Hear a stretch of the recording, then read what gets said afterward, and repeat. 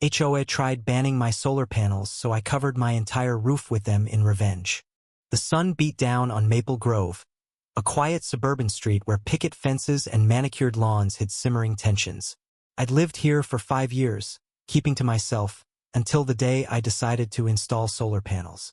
My modest ranch-style home, with its peeling paint and creaky porch, was about to become a battleground.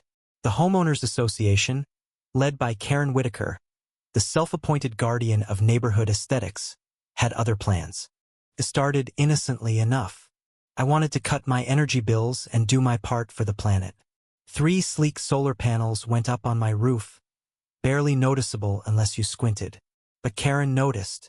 She stormed over, her clipboard clutched like a weapon, her voice sharp enough to slice through the morning calm.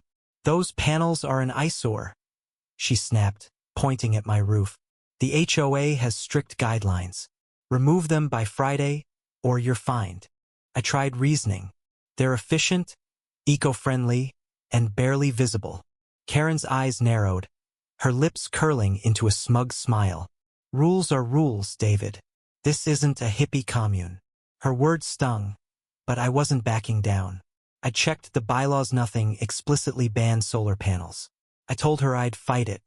The next week, a certified letter arrived, demanding I remove the panels or face a $500 fine. The HOA board, a clique of Karen's allies, had reinterpreted the rules. I was furious but calm. I'd spent my savings on those panels, believing in their value. I appealed at the next HOA meeting, presenting data on solar energy's benefits: lower emissions, cost savings, property value boosts. The room was silent, except for Karen's scoff. "We're preserving the neighborhood's charm," she said, as if my panels were graffiti. The board voted 4-1 to uphold the ban.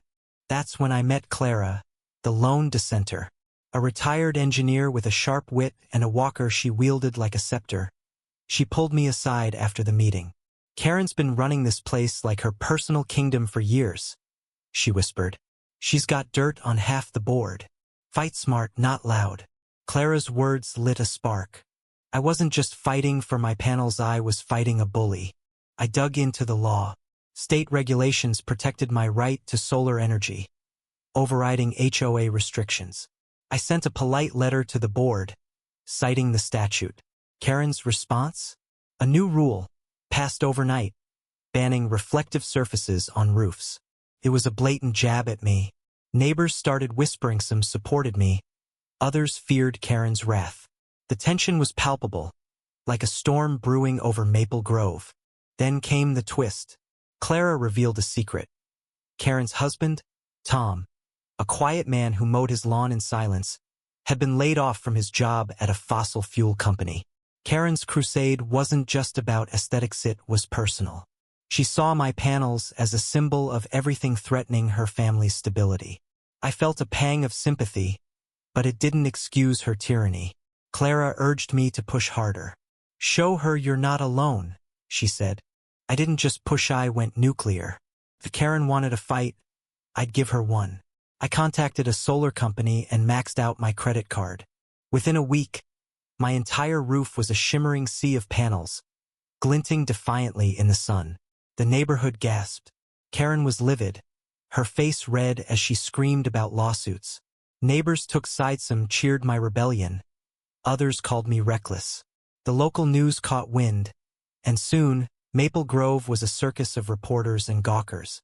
The showdown came at a town hall meeting. Karen, flanked by her board, demanded my panels be torn down. I stood with Clara, who'd rallied a dozen neighbors to my cause. The room crackled with tension, shouts, accusations, even tears. Karen's voice broke as she admitted her fear.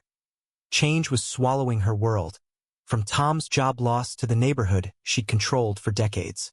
For a moment, I saw her not as a villain but as a woman clinging to control in a world slipping away. But sympathy didn't erase her actions. I presented my case. The law was on my side, and the panels were staying. The crowd murmured, divided. Then Clara stood, her voice steady. "This isn't about panels, it's about power. Karen's bullied us for years. David's fighting for what's right."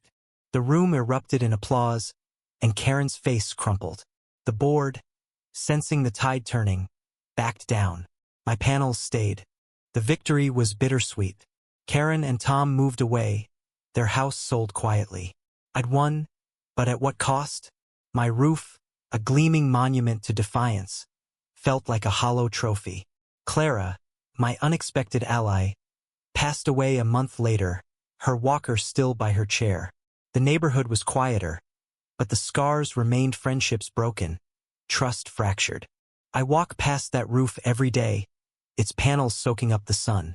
They're more than energy now, theory, a reminder of how far we'll go for what we believe in, and how quickly justice can blur into revenge. What do you think? Was I right to fight, or did I go too far?